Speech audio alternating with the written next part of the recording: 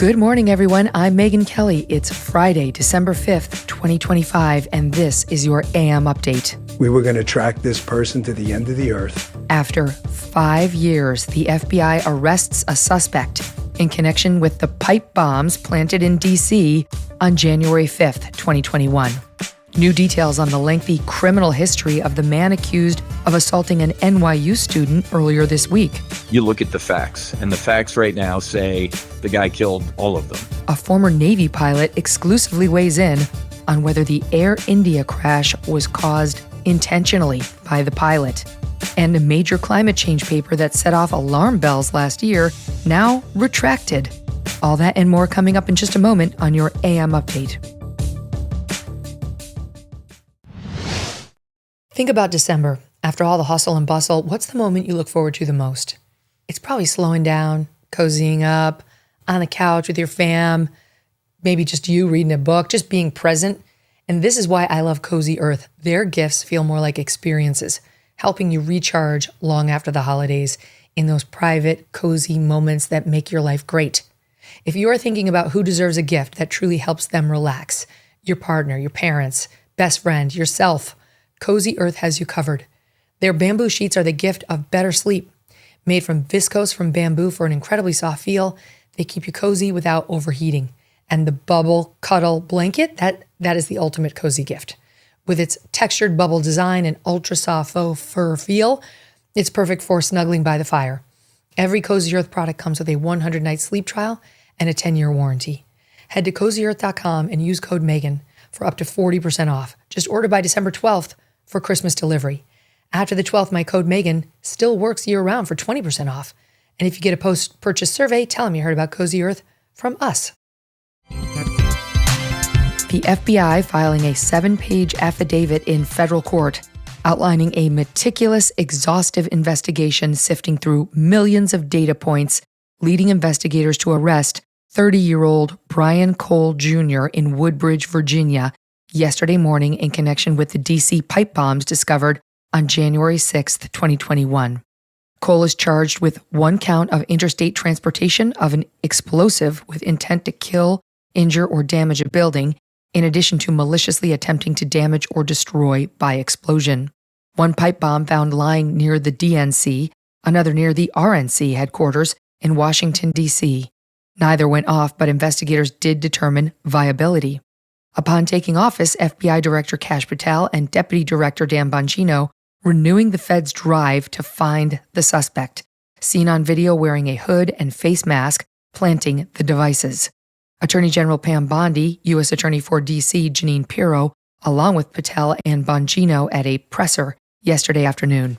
The FBI, along with U.S. Attorney Pirro and all of our prosecutors, have worked tirelessly for months, sifting through evidence that had been sitting at the FBI with the Biden administration for 4 long years. Re-examined every piece of evidence, sifted through all the data, something that the prior administration refused and failed to do. We were going to track this person to the end of the earth. There was no way he was getting away. This case involved millions of pieces of data. And it is a huge win because it was like finding a needle in a haystack. The affidavit laying out the forensic trail that led the feds to Cole. According to investigators, both devices were built from similar component parts, including a 1-inch by 8-inch pipe with end caps, 14-gauge electrical wire in red and black, alligator clips connecting the wires, a 9-volt battery and connector, a white kitchen timer, steel wool, paper clips, and homemade black powder. FBI officials obtaining credit and banking records belonging to Cole, showing purchases corresponding to the items used in the devices from October 2019 through December 2020. Cole purchasing galvanized pipes the same size as the ones planted in D.C. in June and November of 2020. End caps matching the ones on the device purchased from Home Depot on multiple occasions. Cole buying 5 9-volt battery connectors near the end of 2019 and 2 white kitchen timers in June 2020. The affidavit also detailing cell phone tower records, placing Cole's phone in the areas around the RNC and DNC the night the bombs were placed, his phone pinging cell towers in the area approximately 7 times during the period the devices were planted. Cole's height is listed as 5'6". Video analysis of the suspect in security video estimating earlier a height of 5'7" plus or minus an inch. Officials executing search warrants on Cole's home in Virginia, where he lives with his mother and other family members. Janine Pirro yesterday on Fox describing what agents found. When the FBI went in this morning, they found a lot of other products and pieces for pipe bombs. Like what? Other pipes, other wires, other, timers. He was into this, very much into this. The family home, a 5-bedroom, 3-bathroom house valued at $611,000. Cole graduated from high school in 2013 and did not attend college. His mother's social media calling him, quote, the other part of my heart. A neighbor describing Cole to the New York Post as, quote, very antisocial, very. He keeps to himself. Another saying, quote, he seemed very quiet. He would never make eye contact, almost like he just didn't see you. Cole worked for a bail bonds company run by his father. The company, according to the Daily Wire, worked to free illegal immigrants from ICE facilities. The company reportedly suing the first Trump administration's Department of Homeland Security over its immigration policies, complaining that illegals for whom they posted bond, who then jumped bail out of fear they would be deported by Trump, were costing the company money. The U.S. Court of Appeals tossing the case just weeks before Cole allegedly planted the bombs in D.C. The Wire also reporting Cole's father, in another case, hired the same attorney that represented Trayvon Martin's family, Benjamin Crump, in an effort to go after a Tennessee prosecutor who had concerns about the bail company's ethics after it had been suspended from operating in a nearby district. Cole accusing the Rutherford County Assistant DA of racial persecution. Here he is, again, this is Cole Sr., at a presser with Crump in November 2021. We hope that the Department of Justice can come in and do a brief investigation, because what we see and what we've seen is a lot of questionable acts that Mr. Zimmerman has demonstrated towards minority-owned companies. In April 2024, a state appeals court rejecting Cole's allegations, finding repeated misconduct by Cole's company warranted those sanctions. The Wire reporting Cole Sr. initially ran the company out of Fairfax County, Virginia, then moved it to Knoxville, Tennessee around 2017. Brian Cole Jr. set to make his first court appearance later today. FBI Director Kash Patel set to appear on the MK Show today as well, where we will ask him about the case and much more.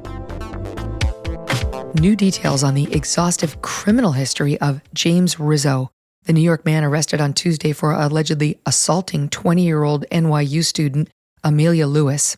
Lewis walking to class Monday morning when, as security footage shows, Rizzo stalked her down the sidewalk without her knowledge, slapping her hard on the backside before pulling her to the ground by her hair, then running away. Cops arresting Rizzo on Tuesday in NYU off-campus housing, where prosecutors say the suspect was found surrounded by multiple stolen items totaling thousands of dollars. It was a story you saw exclusively on the Megyn Kelly Show. Lewis, a friend of a close family friend of ours. Rizzo, age 45, appearing in a Manhattan courtroom late Wednesday night, where he was charged with not just the assault on Lewis, but on another woman as well. Officials also accusing Rizzo of elbowing a 68-year-old woman on Thanksgiving, slamming her into glass, causing an injury requiring 6 stitches. Rizzo now charged with assault, persistent sexual abuse, forcible touching, and 4 counts of burglary, topping a lengthy rap sheet including 16 prior run-ins with law enforcement. ABC reports that it was just this past September that Rizzo was released from prison after serving 2 years on a conviction for persistent sexual abuse. Police saying in December 2023, he groped a 33-year-old woman asking, quote, "Oh, you want more?" That conviction resulted in Rizzo registering as a level 2 sex offender, which the New York State Division of Criminal Justice Services classifies as someone at a, quote, moderate risk of reoffending. Rizzo also reportedly charged with attempted murder in 1997 for beating and stabbing a man. The outcome of that case is unclear. On Wednesday, Rizzo's attorney attempting to persuade the judge to release his client, citing his history of mental illness, and housing instability. Hello? How is that an argument for his release? The judge ordering Rizzo to be taken into custody, where he would receive medical attention, and also said the judge undergo a psychiatric evaluation. Rizzo is due back in court in Manhattan on Monday. He's now also facing parole violation matters, which remain ongoing. Just to be clear, he was a repeat sex offender, on the sex offender registry, newly out of jail, on parole but already delinquent with his parole officer, squatting in an NYU housing facility, and no one did anything to track him down or turn him in, leaving him free to commit any other crimes he wanted. Great job, New York City. Great job. Coming up, U.S. investigators clashing with Indian officials on the cause of the Air India crash this summer that killed more than 250 people. And a doomsday climate report that caused all sorts of commotion last year, now retracted. I've been talking a lot about Riverbend Ranch because I love their steaks. Well, this holiday season, express your love with a very special gift of premium steaks from Riverbend Ranch. They have spectacular beef bundles that are wonderful gifts to friends and family.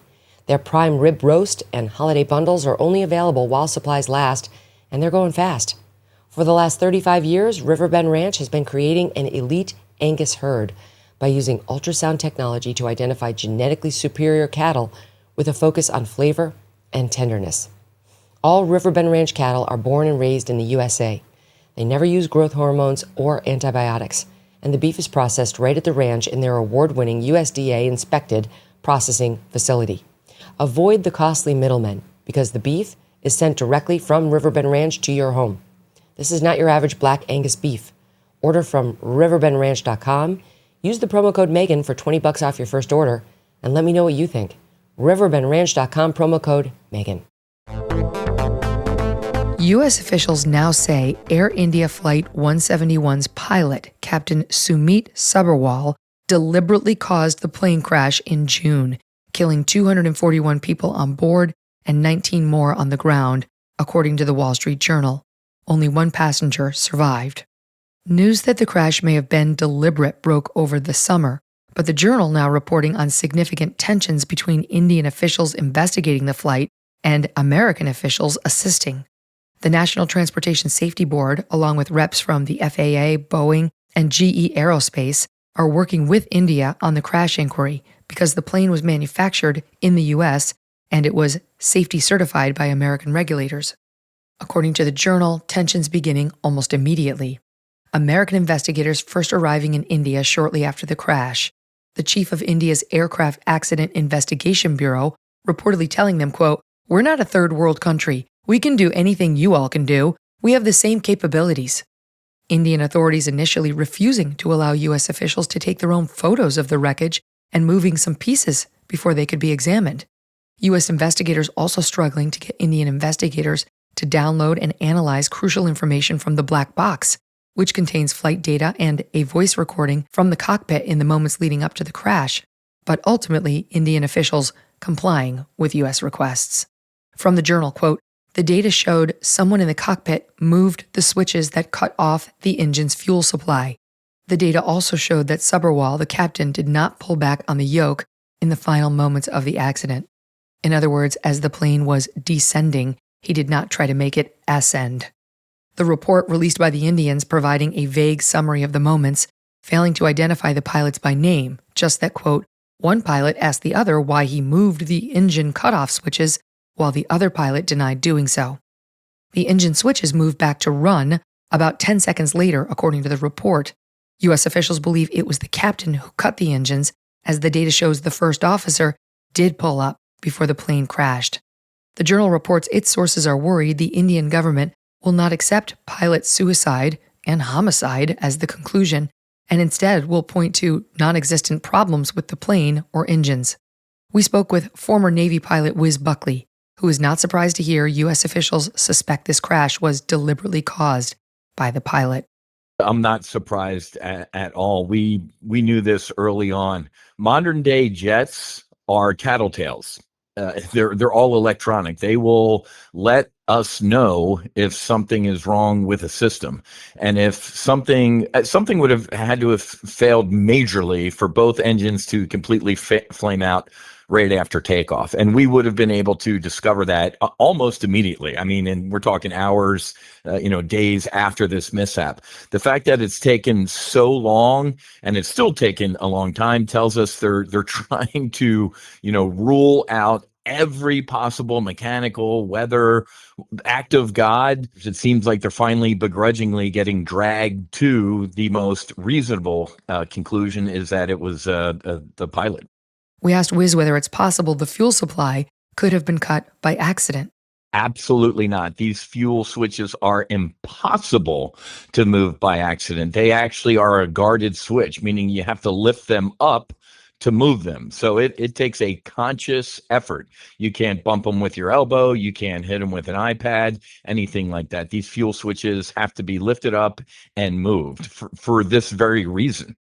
In 1999, Egypt Air Flight 990, en route from JFK in New York to Cairo, Egypt, crashing into the Atlantic Ocean, killing everyone on board. Wiz says investigators from both countries disagreed on the cause of that crash, too. Yeah, so this has happened before. Egypt Air, when the captain went out to use the restroom, the first officer put the plane into a nosedive to crash it into the Atlantic Ocean. And the captain came in and said, whoa, what are you doing? And the captain was actually fighting with this guy. That's what Boeing said. That's what the FAA said. But the Egypt investigator said, no way, that there's no way a Muslim would kill himself or want to murder other people. So I think even to this day, the Egypt Air people and the government of Egypt says, no, it was a mechanical issue with the airplane. He would never do that. Wiz believes India's reluctance to conclude this captain acted intentionally is not based on facts. All interest is self-interest. So Boeing clearly doesn't want this to be a mechanical issue, but obviously Air India doesn't want it to be a crazy pilot issue because that makes them look bad. So if you take out all the politics of it and just look at the facts, it's clear based on the evidence that the pilot did it. So they're probably going to end up disagreeing. India just doesn't want to lose face. Air India doesn't want to lose customers, and whereas the United States government has an interest in Boeing aircraft being safe, and Boeing obviously has an interest in their people thinking that their airplanes are safe. So, if those are the two sides, what do? You look at the facts, and the facts right now say the guy killed all of them. For those who hear a story like this and feel that they never want to fly again, Wiz describes safety measures on U.S. planes to mitigate something like this happening. We can have ongoing screening, but here in the States, we started doing a 2-person cockpit. Like if the captain, gets up to go use the restroom, the flight attendant goes in there. So at least there's another body in the cockpit. So if the guy or the gal does try and do something, at least maybe they can try and wrestle him out of there. So you can't ever totally get rid of sociopaths or somebody who snaps. But the days, at least in the United States, of a single person in the cockpit is gone. We're always going to have somebody in there. It is so much more dangerous driving to and from the airport than the odds of having a suicidal pilot is near zero. It's never zero, but it's near zero. Okay, enjoy your flight. A study predicting dire economic consequences due to climate change, published in a major science journal last year, now retracted. Science journal Nature last April, publishing an alarming paper predicting an estimated 62% decline in worldwide economic output by 2100 if carbon emissions continue unabated, roughly tripling what earlier estimates had suggested. The authors from Germany's Potsdam Institute for Climate Impact and Research also finding climate change could cost $38 trillion globally by 2049, the report triggering a frenzy of reporting. Forbes, climate change could reduce world economy 19% by 2049. CNN, climate change will make you poorer. The Guardian, climate crisis, average world incomes to diminish by nearly a fifth by 2050. Then this week, the authors retracting the paper after economists discovered major issues in the data for Uzbekistan, with the flaw heavily distorting the paper's conclusions. By excluding Uzbekistan, projected losses in output dropped from 63% to 23%, in line with all the previous studies. From the retraction note on Nature's website, quote, "The authors acknowledge that these changes are too substantial for a correction. The authors intend to submit a revised version of the paper for peer review." This retraction coming just weeks after billionaire founder of Microsoft and a leading climate change activist, Bill Gates, urged a cooling on climate alarmism, including his own. Gates telling the public, quote, "Although climate change will have serious consequences, particularly for people in the poorest countries, it will not lead to humanity's demise.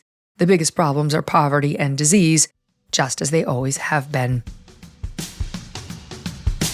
And that'll do it for your AM update. I'm Megyn Kelly. Join me back here for the MK Show, live on SiriusXM's The Megyn Kelly Channel, 111 at noon East, on youtube.com/Megyn Kelly, and on all podcast platforms.